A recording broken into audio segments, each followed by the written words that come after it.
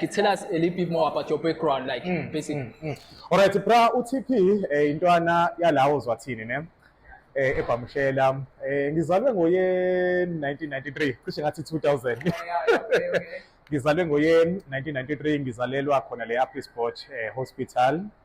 ngizalwa ubongekile wakantaka iTaima uBheki wakamsomi so ngizalwe khona la ngakhulela khona la uzwathini ke kwanesikhathi ke sincane I think I was around 5 years ne ngathi shwi ngaseThekwini ngathi kuyozama khona ukufunda but izinto zangahamba grand kahle I'm sure mhlambe sazophindela kuleyo ndaba ukuthi kwahamba kanjani then ke ngabe sengibuya ke ngahlala khona la uzwathini ngafunda kaNondabula primary school ngafunda eMthuli high school then emva kwalokho ke ngibe sengibe umuntu othanda kakhulu izinto ze-entertainment ne uthanda kakhulu izinto ze-media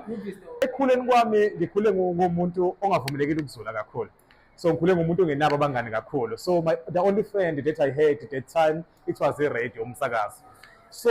I was like all the time ngihamba ekuseni ngilalela izindaba mangibuya ntambama ngilalela i-radio so kumina kwanaleyo nto leyo yokuthi no lento le ngigcina sengiyithanda yabo then I had that feeling yokuthi no ngiyafuna ukuyi-associate nayo kwagcina kunesifiso sokuthi ke maybe one day ngiyafisa ukusebenza kuyona yabo then ke kwahamba ke kwahamba ngagcina ngingena kanjalo ke ngiba umuntu okuyi-media and i-entertainment yabo so njengamanje uthi ngikhuluma about uTP background yakhe Yes. I'm the guy okuyivuma FM njengamanje I'm doing